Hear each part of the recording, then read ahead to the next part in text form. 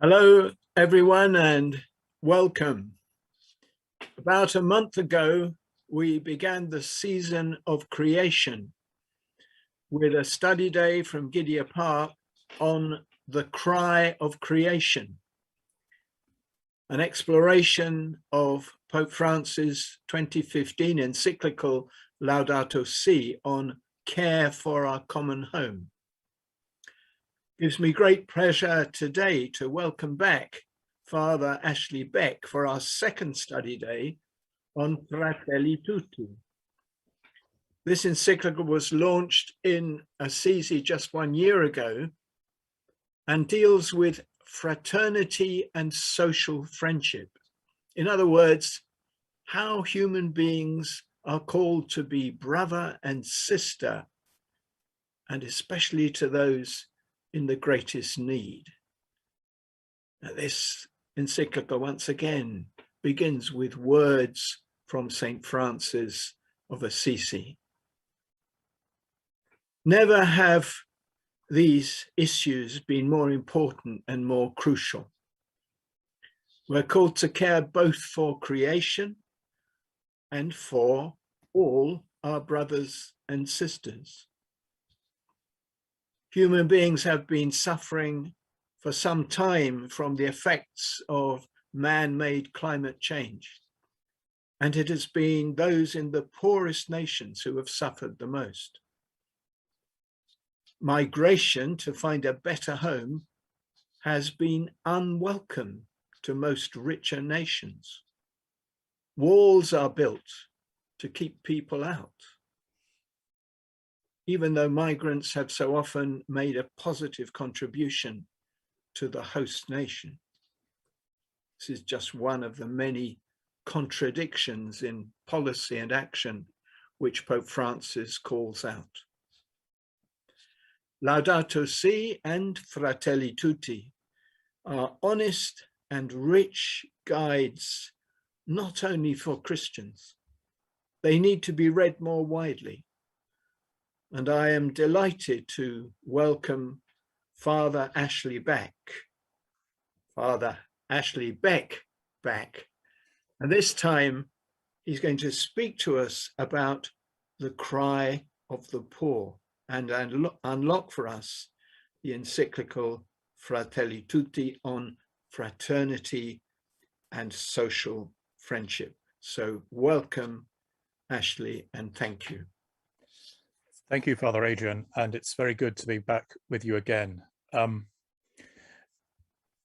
I could just explain a little bit about the structure, these slides are in 5 groups of slides because I gave a much longer series of talks earlier in the year, and it seemed good to keep the basic structure. So there'll be a slight pause between each group of slides while I switch for the screen sharing. In many ways, we're at the very beginning of how we assess the importance of this encyclical. As Father Adrian said, it's less than a year, really, on Monday since it was signed.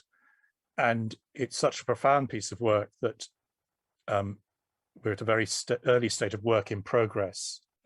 Something worth trying to access, if you can, on YouTube is the launch of it, the press launch of it a year ago, which involved an important English theologian, Professor Anna Rowlands from Durham University, who's probably the best expert on social teaching, Catholic social teaching in this country. So English theologians were involved in promoting the letter when it was launched. Like everything that popes do, this letter is important for all of us. It's not simply for bishops or clergy or theologians. In fact, as you see, if you try and read it, it's directed indeed not only simply to Catholics and Christians, but other men and women of goodwill, members of other faiths. It needs to be seen in the context of the overall ministry of the Holy Father in the last 8 years. For this, it's always worth reading some of the very good biographies of him by Austin Ivory, Christopher Lamb, and others. Very early on in the letter, the very second paragraph, Pope Francis links it to Laudato Si. So what we looked at 2 weeks ago is important. He sees Francis's St Francis's fraternity with creation as being, in a sense, a model for how we should see fraternity with other men and women, which is what he explores in this letter. So it's worth seeing it really as a sequel to Laudato Si. More than once in the letter, the Pope reflects on the fact that it's coming out in the midst of COVID-19. He started writing it at a very early stage. Of course, we've moved on rather in the last year, though not as much as we might have wanted to. So in a sense, the ways in which we assess the letter continue to be conditioned by the constantly developing situation in the world about this virus. It's different in Italy from what it was a year ago. It's different here and in other parts of the world. Also, it needs to be seen in the context, and this is addressed more than once, of the rise of populist nationalism in the world. And again, these tensions are not something simply static a year ago. Only recently, the Pope was in Hungary, where he's challenged the outlook of many who claim to be devout Catholics, including the leadership of the country. As also with Laudato Si and other writings, it's worth remembering something about the Pope's method. Those of you who've been involved in justice and peace work over many years will be familiar with this. It's also common among Jesuits: see, judge, act. You look at a situation, you make a judgment, and then you decide what to do about it. It might seem to be very obvious to us, but it's a clear part of the Pope's method which he applies again and again. It's also worth seeing this letter in the context, sadly, of divisions within the Church and opposition to the Pope. And again, these have continued to get worse in many ways in the last year. The Pope recently in an interview reflected on how he thought that some Catholics, when he was having his operation earlier in the summer, probably wished that he would die. So the ways in which the Pope challenges people in letters like this are directly linked, sadly, tragically, to those who are opposed to him within the Church, including people at some very senior levels. There's an introductory section to the letter, which is more or less entitled "Without Borders." And in a way, that's the slogan for the whole letter. I won't quote bits of it to you, but again and again, this is the overall backdrop with you, really, the slogan that dominates the letter.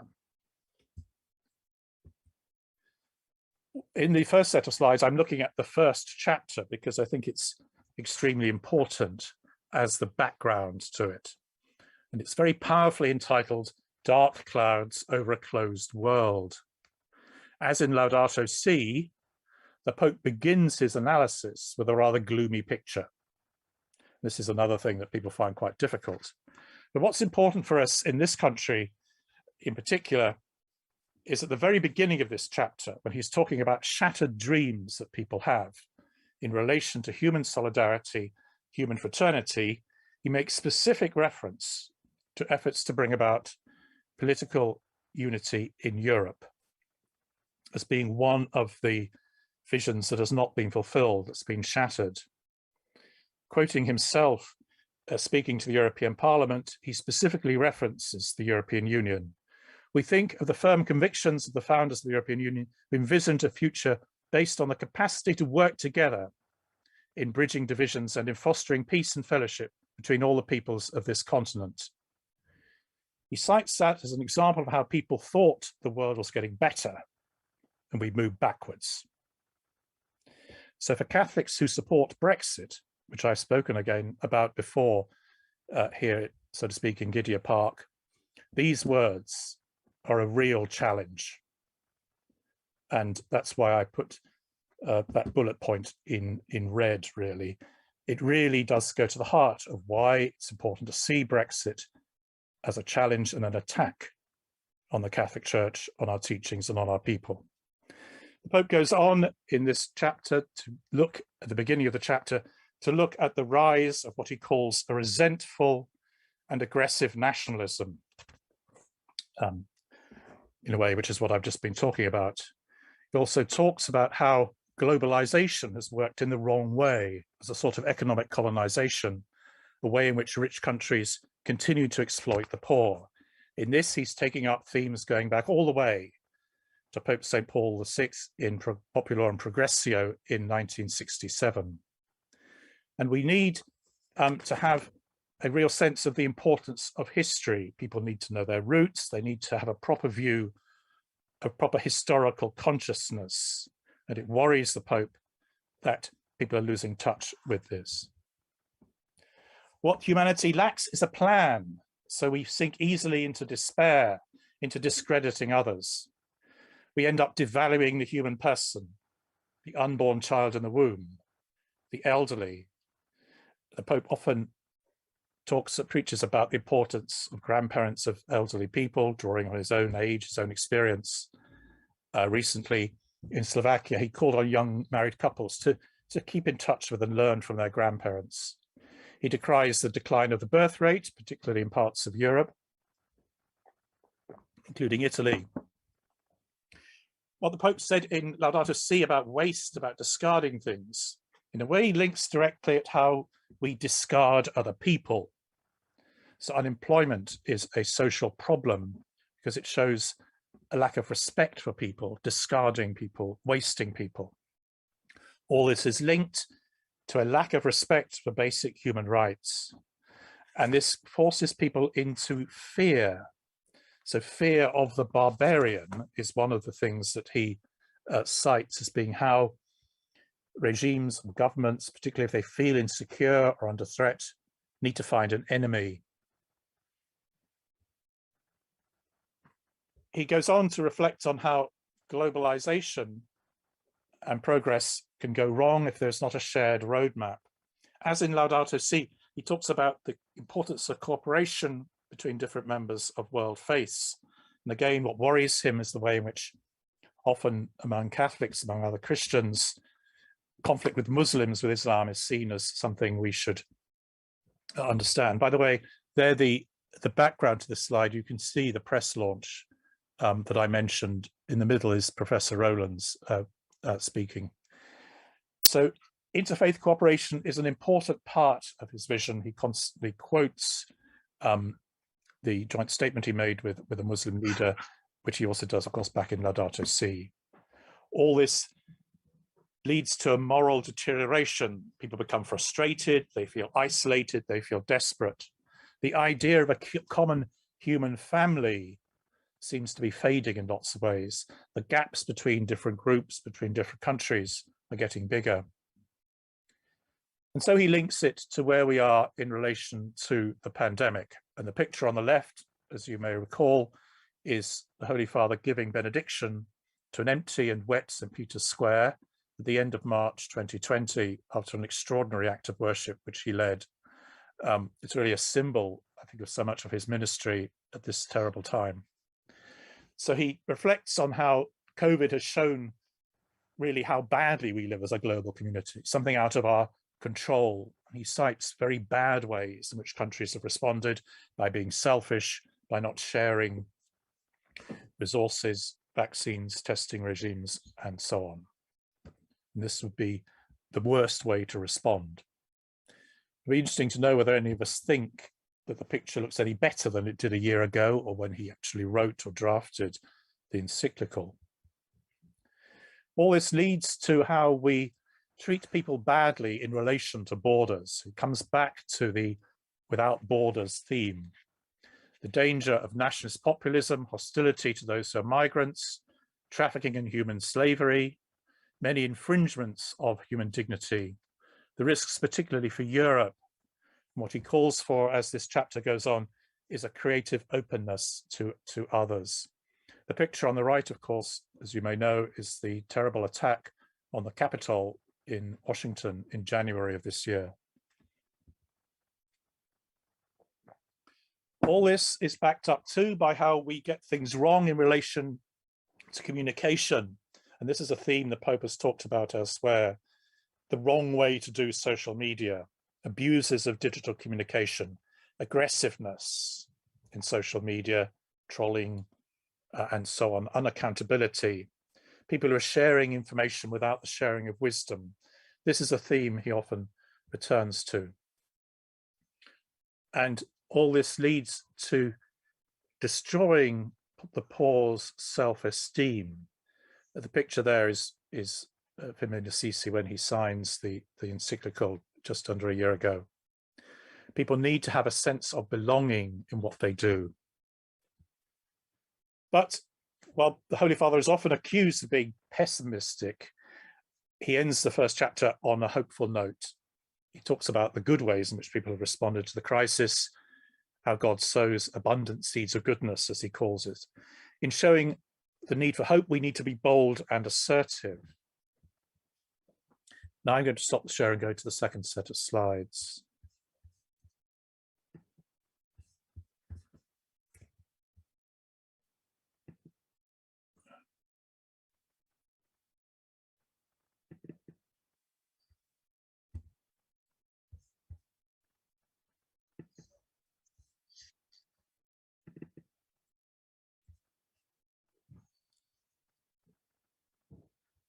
Hopefully you can all see chapter 2 now.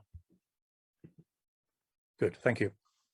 As with Fratelli Tutti, as with Laudato Si, a big part of the Pope's message is that early on in a letter, we're treated to a tremendous scriptural reflection. So just as in Laudato Si, we reflect on the biblical narratives of creation, so here we are given an extended reflection on the parable of the Good Samaritan in Luke's Gospel, depicted there on the left.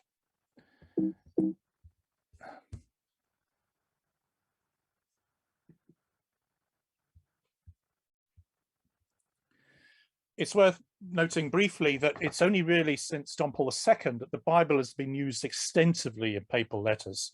Before that, they're somewhat dominated by philosophical and natural law reasoning. Scriptures aren't used in the way that they are now. But now, and this is a very welcome change, scriptures are used much more as a resource.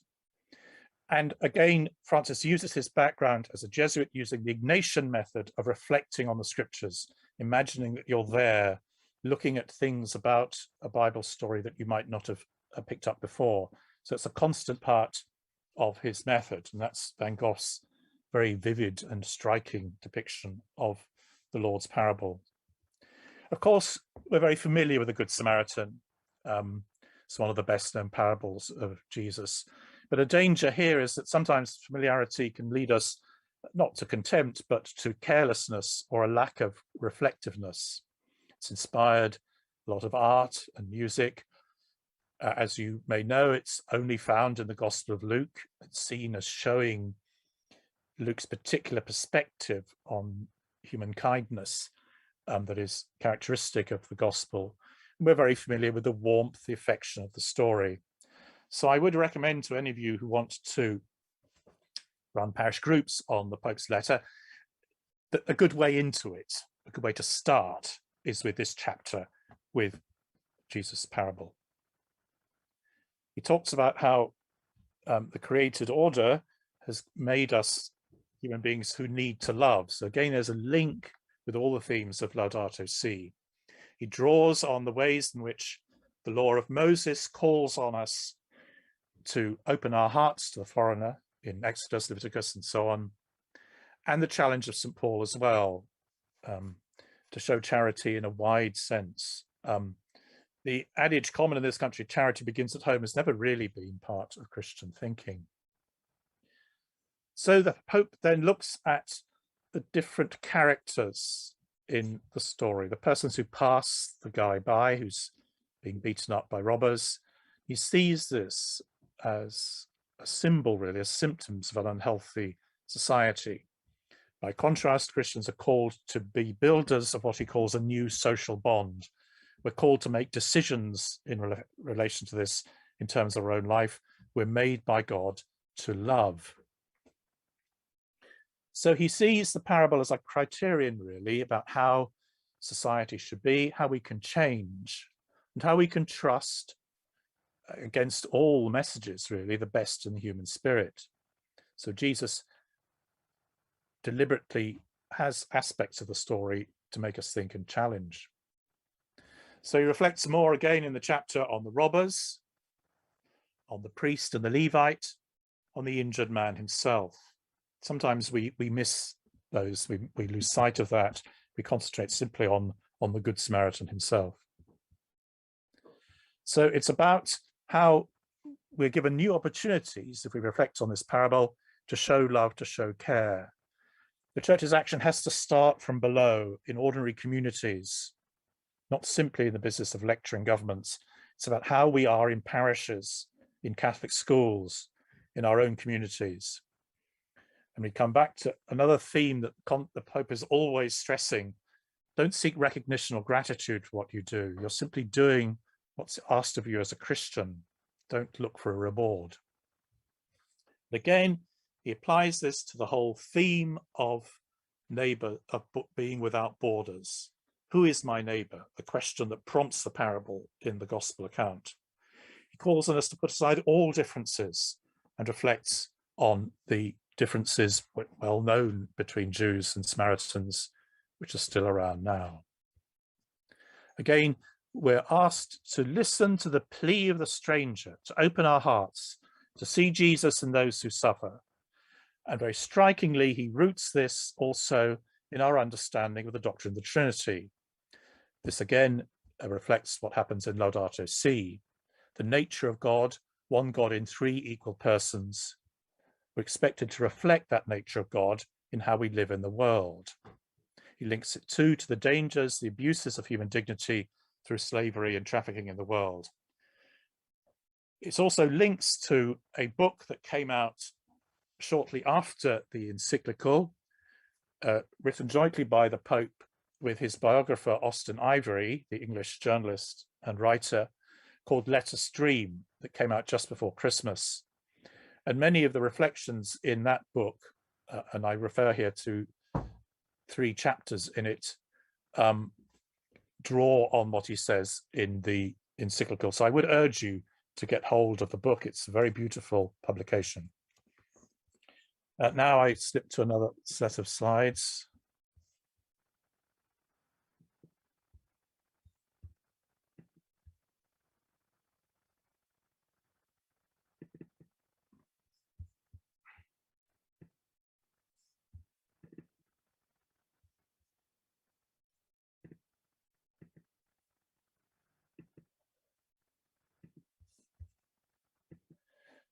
These set of slides now look at the next 2 chapters, where the theme, really, the running theme, is an open world. Picture there on the right is of refugees on boats trying to get from North Africa to Italy.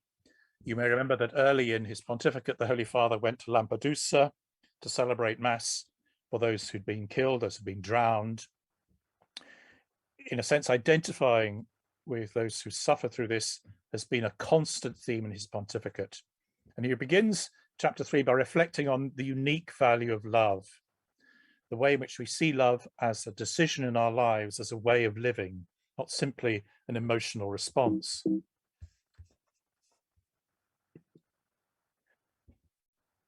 Love needs to be ever more open. So he wants societies to be open in terms of how we look at the world in which we live. And this is where it's essential to see that societies which foster hostility to migrants, hostility to strangers, are really at odds with the Pope's vision. And this demands, on the part of Christians, the ability to discern sin and wickedness. It's a really serious issue in this country. If you look at how political culture, particularly in the last 10 years, has encouraged a negative attitude towards migrants, refugees, foreigners. These are inadequate understandings of what it means to be human. So the Pope wants us to move beyond being a world simply of associates, people linked loosely to each other. And he reflects interestingly on the keynote themes of the French Revolution. Depicted there on the left is the storming of the Bastille, I think. Freedom, liberty is not true if it's selfish. You can't really be equal if you're just associates. And fraternity is really an attack on excessive individualism, one of the great curses in the world at the moment. So universal love for the Christian affirms the worth of every human person created in God's image. Our institutions in societies in the world need to reflect a search for the common good. Weak people need the state for support. we can't be isolated. And he attacks particularly the term monad, the idea of being an isolated individual. So in a way, the Pope is challenging how some people interpret some of the values, so-called, of the Enlightenment, which stress individual freedom above everything else. So there's a very deep philosophical grounding to the Pope's vision. By contrast, he looks at the idea of goodness, agathosune, in St Paul's letters. It's a passionate cry for us to move away from immorality. The key Catholic social teaching concept of solidarity, our understanding of which was deepened so much by Pope St John Paul II, particularly in his 1987 letter, Sollicitudo Rei Socialis, is about being responsible for other people. It's not simply a vague feeling of compassion, it's much more than that. And again, and this links back to Laudato Si, the Pope draws on creation and our interdependency as creation, within creation, as a template, really, a model of how we should live as human beings. So again and again, we're seeing the links between the two letters. This means that property has a social role. He wants to challenge, as Catholic social teaching has always challenged, those who see private property as an absolute right. Common destination of goods means that the way we look at property always has to be seen in a corporate, social context and way. And this affirms really his beliefs about the need to break down borders in terms of our pursuit of human rights, people's rights to migrate. And there he is in the picture preaching at Lampedusa in an ambo which has been made out of a steering wheel there from one of the boats. So he wants our hearts to be open to the whole world. In terms of how he's looking at borders between countries, he wants countries to welcome, protect, promote, and integrate migrants. That's important because it creates a challenge for the migrant as well. It's not simply arguing for you to welcome people in and so on. We have to think about how migrants are integrated properly within society. But it does demand a commitment to give people equal citizenship rights. We need to share gifts among each other. And one of his anxieties is how young people throughout the world are being conditioned in the wrong way. In contrast to previous generations where we would have seen migration in very positive ways, this demands a lot of growth on both sides.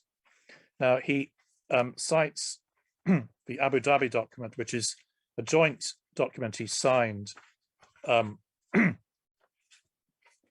with an important Muslim leader. This is towards the end of chapter 4, which is worth reading that section. I can give you the local details later.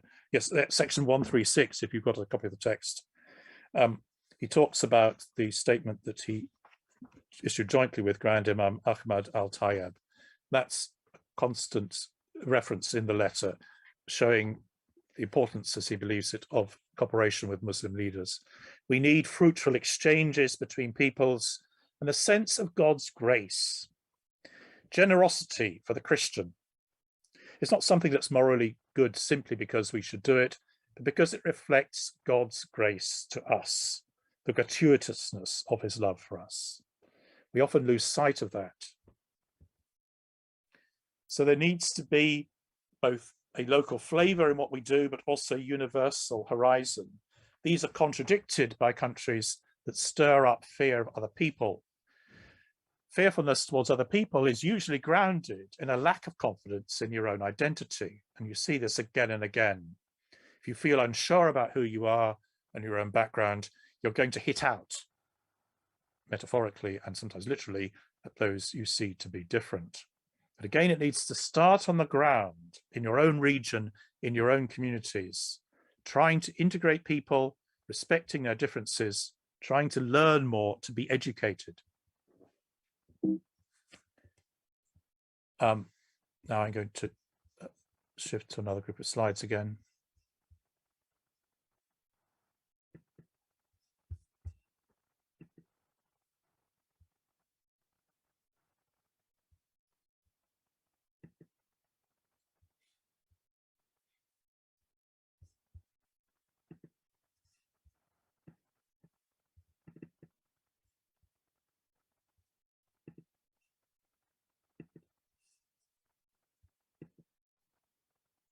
just to share my hospitality, your hospitality.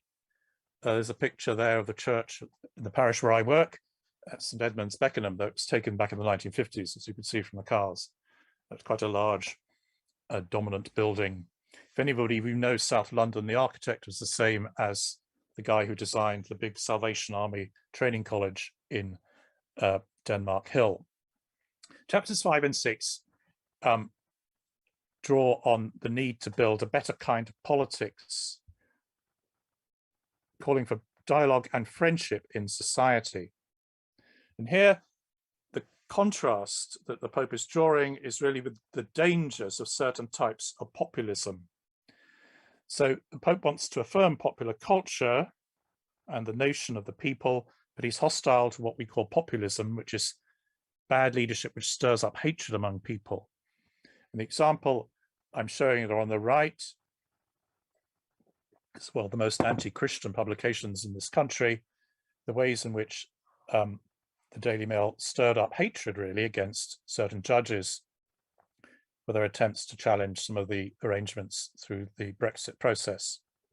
So the Holy Father here explores the benefits and the limits of liberalism, really calling, as the Church always has done, for there to be proper values underpinning how we live in society.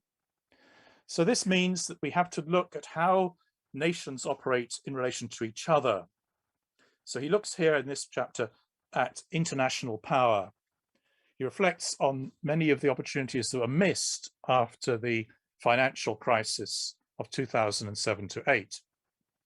As you may know, the last encyclical of Pope Benedict XVI from 2009, Caritas in Veritate, love in truth, is partly a reflection on how the world had coped with that crisis. The Pope delayed the writing, the publication of the letter to take account of the crisis and called for more international cooperation in very specific ways, which are endorsed again in Laudato Si. But here in Fratelli Tutti, Francis reflects quite bluntly about how we haven't really risen to the challenge since then.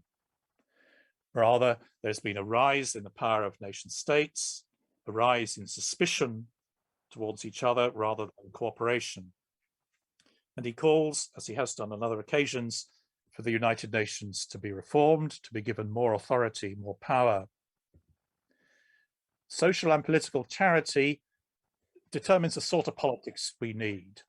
So he wants politicians really to clean up their acts, to be more grounded in good values, to show effective love, both within their own communities, towards each other. He's talking here about the ways in which politicians act, the ways how they act affect other people. Political love, of course, is important. The political vocation is important. And there you see a picture from just over 10 years ago of Benedict XVI when he addressed Parliament, affirming the importance of the political vocation, but also challenging politicians to show integrity in the way they operate. Sadly, there's not much evidence that people really listened to what he said. It's about building bridges, about showing charity, the need to help people understand the importance of making sacrifices, about showing and integrating and uniting love.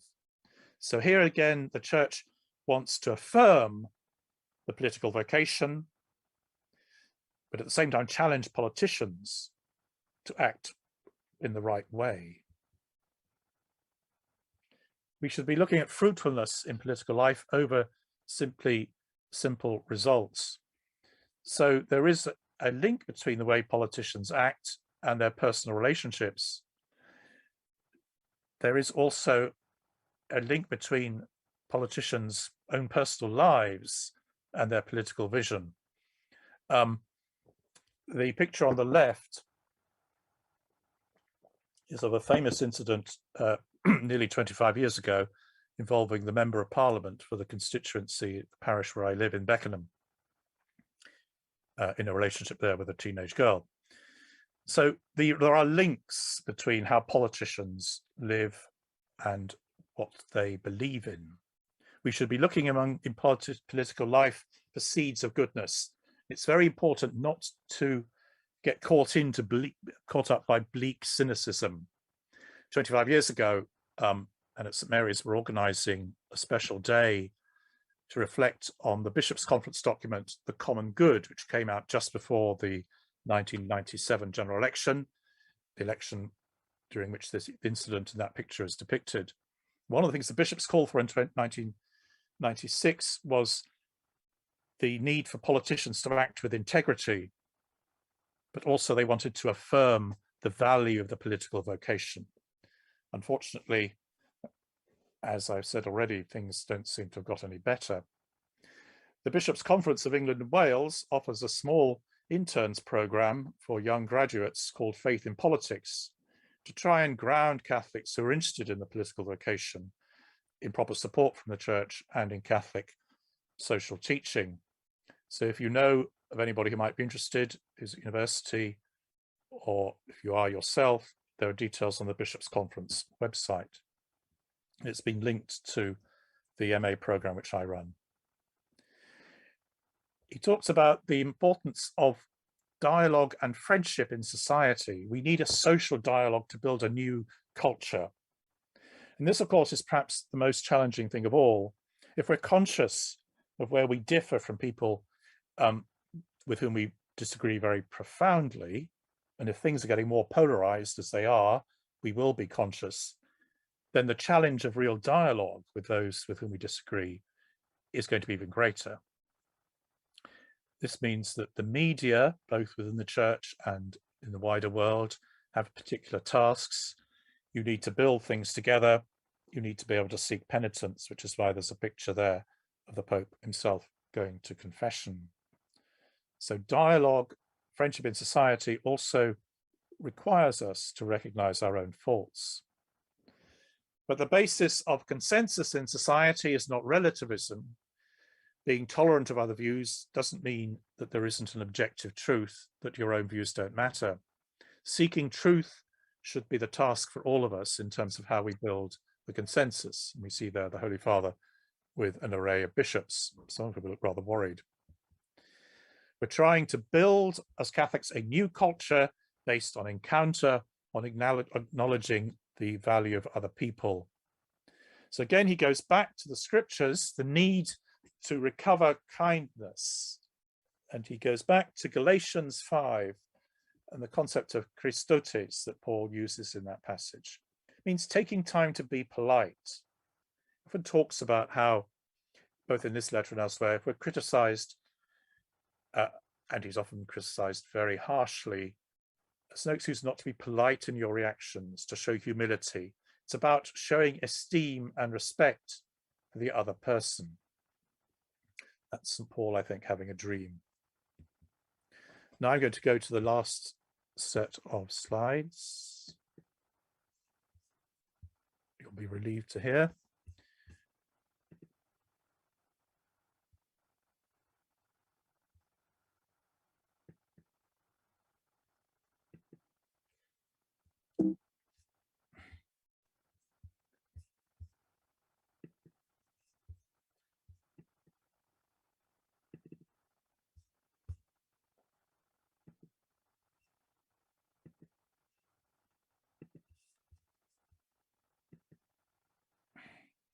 So the last two chapters, where he looks really at how the concept of a renewed encounter between people help us to build the service of fraternity, really, how we build up solidarity and fraternity among different peoples in the world, also within our own communities.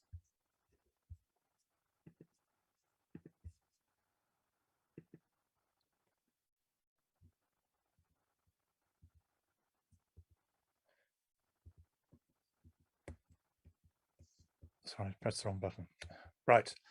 So he gives examples of how people can search for truth in what he calls renewed encounter. So he gives specific examples, the ways in which bishops in the Congo, shown there, have worked towards building up peace processes, listening to people, showing respect, mutual esteem, trying to build truth on the basis of peace. We can look at many other examples in the world, but it's striking that the Holy Father chooses an example which probably many of us have never heard of.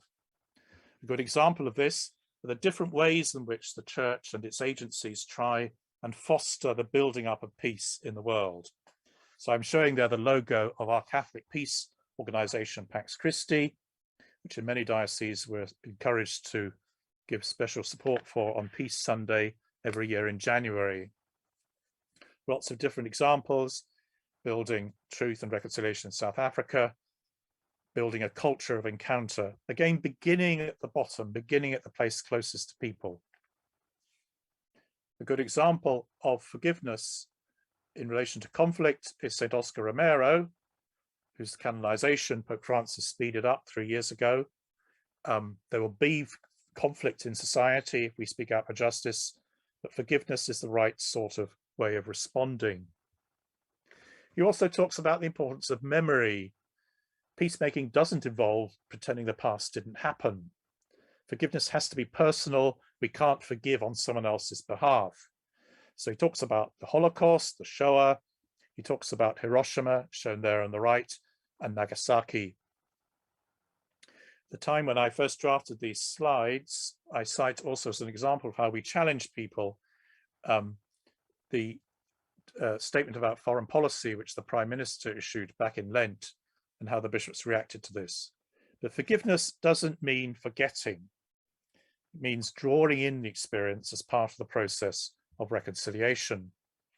What many commentators drew attention to in this letter is the way in which the Pope repeats and, in a sense, bolsters up various ways in which Catholic teaching has developed, particularly the areas of war and the death penalty. In his discussion in these chapters of the injustice of war, the Pope comes near to saying that the just war doctrine has become outdated and irrelevant. Again, he's ratcheting up the Church's opposition to war, drawing on the teachings of his predecessors. But I think it's correct to see this as quite a significant development. The theologian Theodora Hawksley, in an article she wrote about the Pope's letter in the Pastoral Review, reflects very profoundly on this, and she's also written a book on peacemaking that came out shortly after the Pope's letter. He also reiterates the Church's opposition to the death penalty. This is a major challenge, of course, to many Catholics in the United States. Different world religions need to be at the service of fraternity in the world. Our belief in God entails a belief in transcendent truth. The Church can't go into a little private sphere, but again, our Christian identity has to be secure if we want to show dialogue and respect with other people. Religion must never be used to justify violence. So he reflects on how the menace of terrorism is sometimes made even worse by people's claim to base it all on religious faith. Again, the need is for people to speak to one another. So in our parishes, to conclude, Fratelli Tutti offers a lot of challenges. We need to discern what's happening in the world. Many things have got worse in the last year. We need to reiterate and focus ourselves on the Pope's teaching ministry.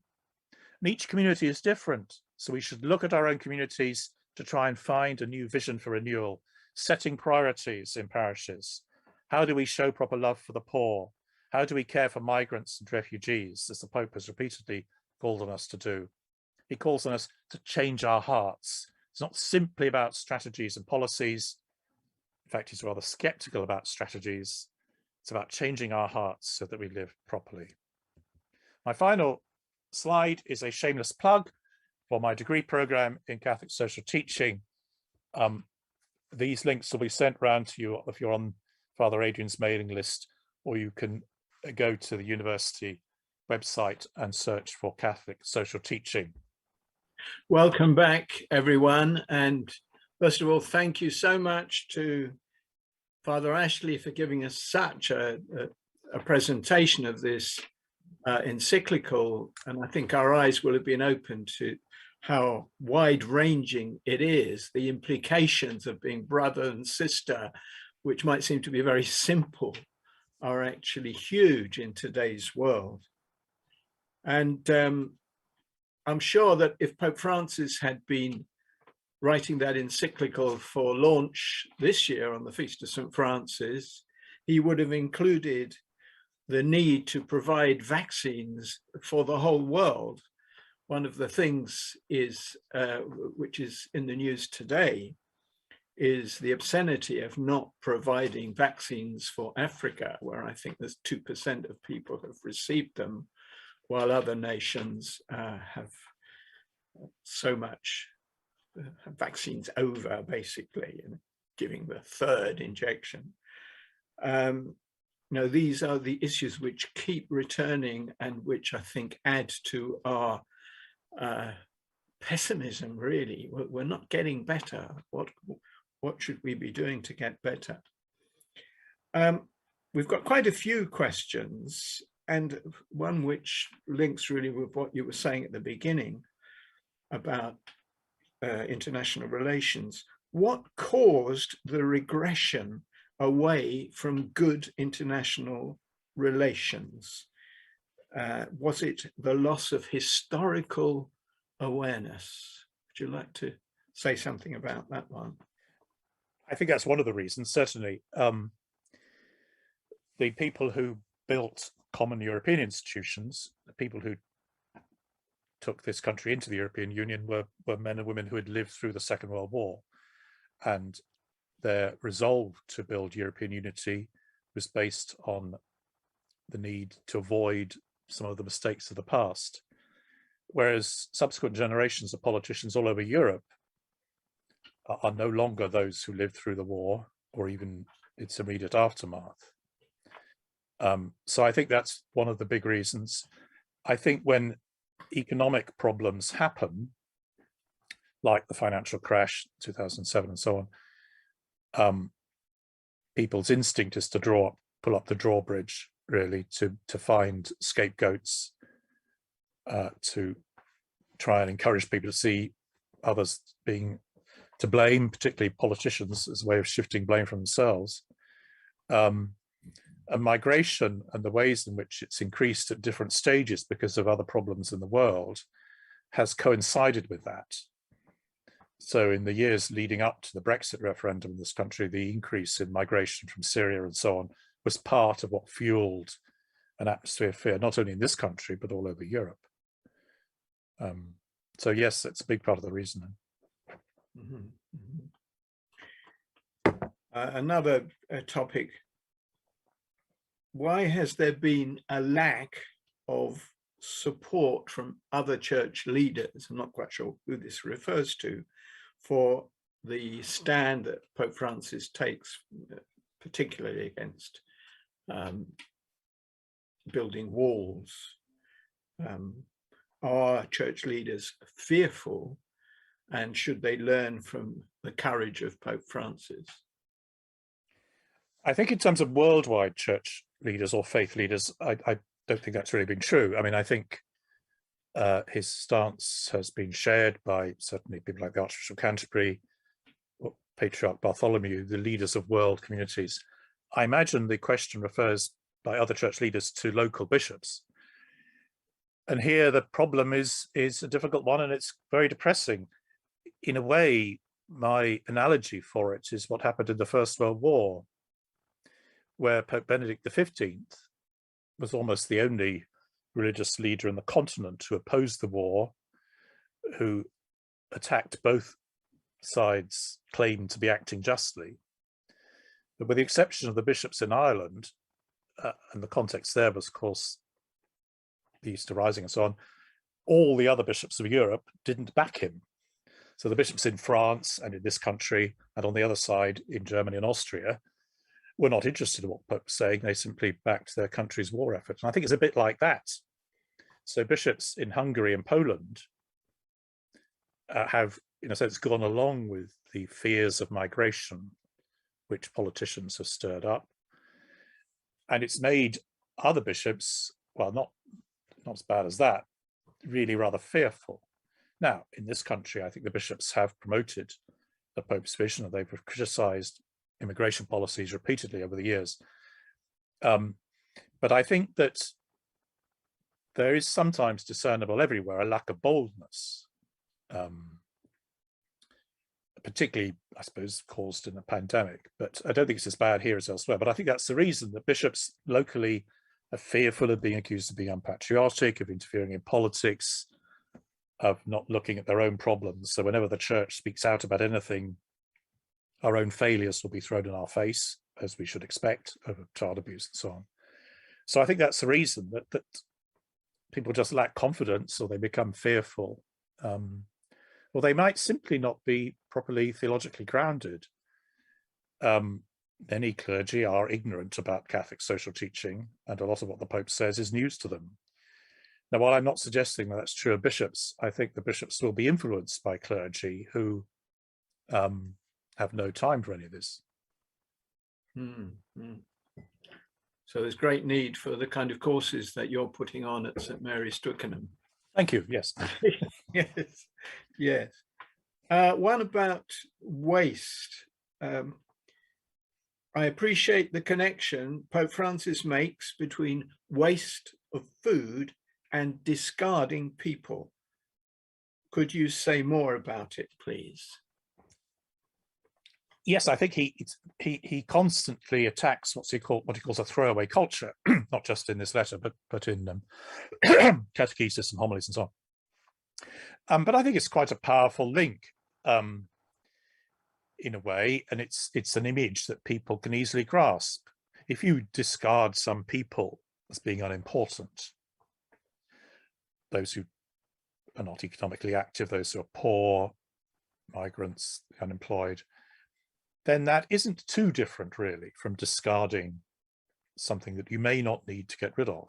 I mean, waste of food is a very critical issue, but also the ways in which a consumer society encourages us to replace something rather than repair it. You and I, Adrian, are old enough probably to have been taught by our parents how to sew a button back on a shirt. Many people now would simply throw the shirt away. I'm afraid it's that's been quite a big shift, at least in Western societies, which I think if you take seriously the Pope's vision, we should try and resist, even if we may not be very good at sewing buttons back on shirts. But so I think there's a link. These things are, you're saying the same sort of thing by discarding something that you think doesn't have any value anymore. Yes, yeah. Could you say more about the document on human fraternity and how relations between Catholics, Christians, and Muslims are sort of at the back of this, of the encyclical, or present in the encyclical? I'm not really an expert on how practical things are going on, but it seems that what the Pope is trying to do constantly is to stress the value of working together, the value of dialogue. I think one reason why this has been important, well, there's several reasons why it's important. The first is that people's response to events like the 9/11 attacks 20 years ago, in some quarters has been to portray there's been some sort of cultural conflict between Christianity and Islam. Church has always condemned that way of looking at things and has repeatedly stressed the importance of dialogue, discussion. And the Pope's led by example. Of course, he's also inspired by the example of Francis of Assisi and the Sultan before he tries to go to the Holy Land. But what he's really calling us to do is to try and do it at local level. And that's a really big challenge. So it's really a call on churches, parishes, clergy and lay people to think about how we relate to members of other faiths in our own area. And of course, that will vary from place to place. But it's very definitely not simply an issue out there for bishops or cardinals or popes, but for all of us on the ground. That's really important and it's really challenging. And one of the modules in the pastoral ministry degree, which I run for those trained to be deacons, we encourage students to go on a visit to a synagogue or a temple to try and learn about other faiths in their own community they're supposed to do a write-up of that, which is assessed by the lecturer.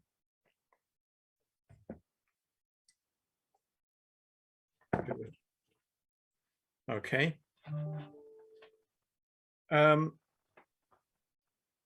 Someone talking about animals. She appreciates that Pope Francis says it is wrong to cause suffering to animals. But when is the church finally going to say that we should not be farming and slaughtering animals for food? That's a very good point. And I don't know the answer to that. So I don't know when the church is going to say that. I mean, I think that it is unlikely that the church is going to espouse vegetarianism on ethical grounds at that sort of level. What I think the church is doing in work from the Dicastery on Justice and Peace and the Integrity of Creation, which helped promote this encyclical, is certainly to be allied with moves in the world to reduce meat consumption because of the way it uses resources, grain and so on, through methane in the atmosphere and so on. But I don't think the church is going to move as far as the questioner would like. And as far as I know, Pope Francis isn't a vegetarian. But I think that the ethical reasons connected to the environment are going to be at the forefront of what the church does. But also we will want to be associated with those who call for the humane treatment of animals before they're slaughtered, and good farming methods, opposing battery farming of chickens and so on. But I think that is happening at various levels.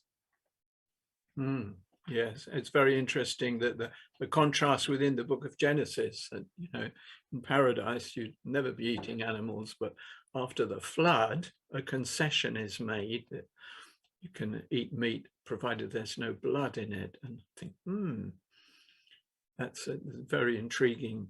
It is, isn't it? Yes, I hadn't occurred to me. It's great to have a scripture scholar involved in this. Oh well. A question about the Daily Mail. We know it is read by many church-going Catholics. What education is required with Catholics who are fed by the news of this paper? An education to dialogue on who we get our news from, especially on Communication Sunday. I've yet to hear a homily on truth in the media.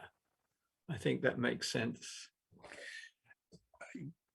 That's a good, very good question. And in my parish, where I've been for nearly 25 years, I've been trying to address this all the time. It's easy to cause offence, and sometimes if you cause offence, you realise you're not doing the job of dialogue very well. In a newsletter front page in my parish, I once referred to the said paper as a grubby racist comic, which did offend one of its many readers. And I think we probably do need to have more study programs on communication to ask people questions about how papers impart information. But I just think it's a constant challenge. Of course, now it's even worse in a way, in the sense that possibly even more damage is being done through social media. And I think the Pope is quite aware of this. The recent interview he gave that I've already referred to, which really was about EWTN and its attacks on him, I think reflects the need to be aware really and discerning about different modes of communication. And really I suppose it boils down to something very straightforward, which is, do people really see their faith as being about the whole of their life? Do they really draw on their faith in the choice they make about which newspaper they read? Now, simply to raise that question is quite a challenge for a lot of people. Now, whether it's worth focusing on certain publications, I don't know. I mean, sometimes it's worth it. Sometimes it can be counterproductive, and I wouldn't claim to get it right all the time. I think you make mistakes. And of course, publications that you might think are quite good are not faultless. But it does relate as much to media within the church as it does to the wider society, which is why it was important that the Pope mentioned EWTN, although he didn't name it. Everybody knew he was talking about it. Great. Yeah, yeah. In paragraph 180, Pope Francis says that politics is one of the highest forms of charity. Are there any world leaders who would agree with this? That's a good question. I suppose they would all like to. They would all like to say that they did, and we can think of good examples, of bad examples. We might have the same people, might have different people. I mean, I think personally that Angela Merkel, who's standing down as German Chancellor, is a good example, and she is the daughter of a pastor, a Lutheran pastor. So Christianity is certainly in her own background within the terrible situation of the old East Germany, the GDR.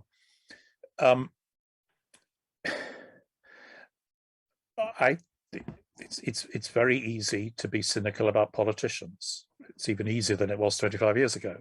But I suppose what the Pope's warning us about is that we should never really give in to that.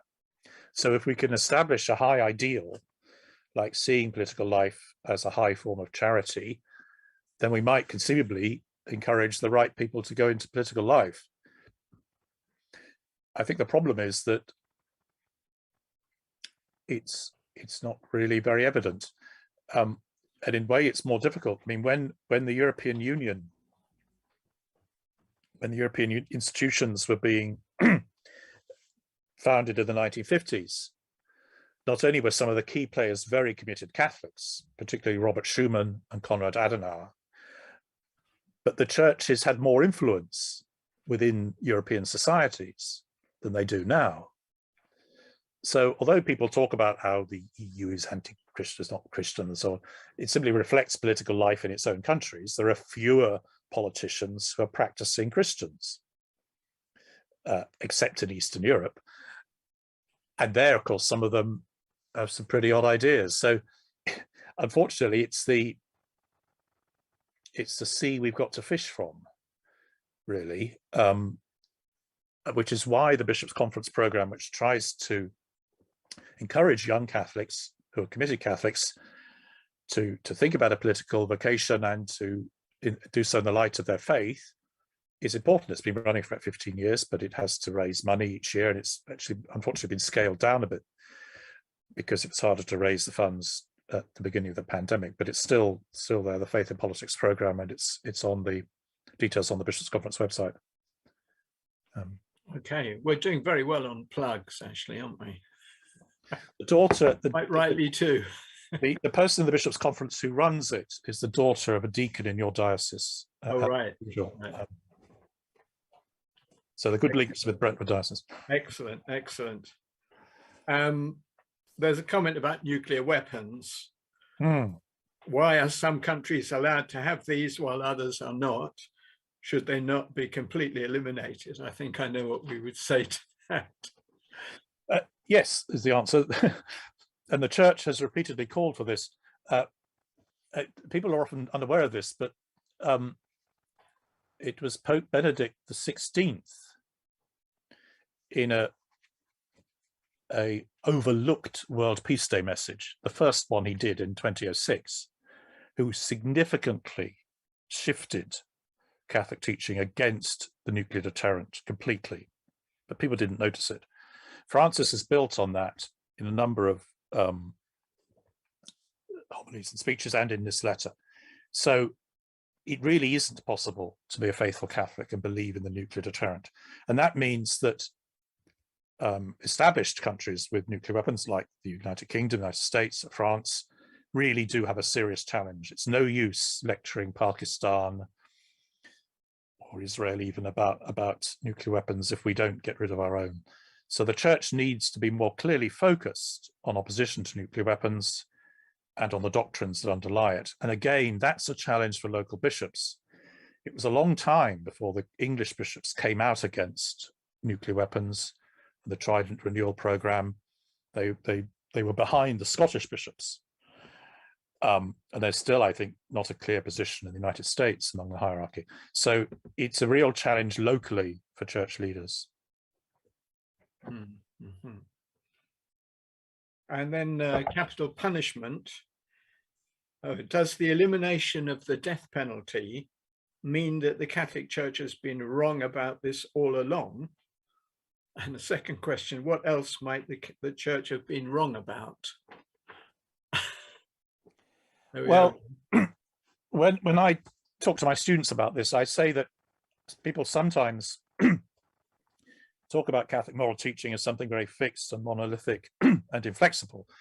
An example of how it develops and changes is the death penalty. So too, though, is our policy about war and peace. And that's changed enormously in the last 100 years. It shows that the Church, in dialogue with the world, listens, tries to discern the signs of the times. And the death penalty is a good example because it's happened very quickly. It's really only in 1998 that John Paul II, in Evangelium Vitae, significantly shifts the teaching. They had to change the catechism. It had to be revised after he produced the letter. So it was quite a big event. And Francis has built on that. He's eliminated even the tiny window of opportunity that John Paul allowed for it to happen under certain circumstances. So I think it's a good example of how we respond to the world, but it's a striking contrast to the past. I mean, in the 1950s, in this country, when people were campaigning for the abolition of the death penalty, some Anglican bishops were wedded to the death penalty, including the Archbishop of Canterbury. The Catholic bishops wouldn't get involved at all. So it's been a challenging issue, and of course, it's a big thing in the United States. I think it shows that in relation to other issues, teachings can develop, they can change, they can become more nuanced in faithfulness to the tradition, through showing discernment and through dialogue. But I think it's a rather good example. Yes, and that tradition is something which develops. I think the use of Pope Francis, the first two words in the recent motu proprio, traditionis custodes, doesn't mean holding on to something which never changes, but understanding how things are developing and putting that forward in a gentle and positive way. Perhaps that document will be the subject of a future study day. Well, I think maybe it should be, yes. Perhaps a final question. Pope Francis has shown himself to be a world leader through his teaching during the pandemic. Hopefully he will be listened to when he comes to Glasgow for the conference on climate change. Are you optimistic that Pope Francis will finally be accepted as a guide for humanity when he makes that trip and speaks to the world? Well, there'll be a lot of lip service. I think everybody will want to show respect to him, the other leaders there, because I think that his position of moral authority is acknowledged, at least on the surface. I suppose it might depend a bit on what he actually says, but I think it will help. But in terms of concrete results, of policies, decision-making by countries, international agreements, as I said in our last study day about Laudato Si, I'm not terribly optimistic. But the Pope's presence there in Glasgow will be a help. And it's very significant, I think. And I suspect this has annoyed some people, that he's, as I understand it, simply going there for the summit. He's not going to spend time with the Scots bishops or bishops in general, as far as I know. And I don't think he's saying mass or anything. So there won't be a big mass in a football stadium or anything. So it is purely a visit for this summit. And that's a good thing, I think, because it should focus the minds of Catholics that he's coming to do this thing because it's important. He's not going to spend time saying mass. I know that's rather odd, really, but I suspect it should have the effect of focusing the minds of Catholics, because they might think, well, why isn't he saying mass? If they ask that question, then they might be able to find a good answer. That it is not a pastoral visit to Scotland or the United Kingdom. And it would have been a mistake, I think, if they tried to make it one. But as far as I know, they aren't. No. Well, Ashley, I think it's time to give you a rest. Thank you. I think that you've given us a wonderful introduction to this encyclical. We'd love to have a few more days on it. Yes. And I think the variety of questions has really illustrated how people are taking it seriously and how wide-ranging it is. That, love your brothers and sisters can seem very simple, but the implications in today's world are huge, and all of us has a role to play, however unimportant we may think that we are. So thank you so much for It's been a pleasure. Thank preparation and being there. Indeed, for both these talks, both the talks, let me tell everybody, the videos of them will be available very soon on whatgoodnews.org, our evangelization website. And please let people know, because I think, there'll be so many people who will be very grateful for such a lucid presentation, unpacking of these two very significant documents of Pope Francis. So I'm relying on people out there to spread the news and say, watch this, and you'll get, you'll at least get a start on understanding the teaching of the church in the situations of today. I'd like to thank also Paul Samuels and John Harris, our assistants on the technical side.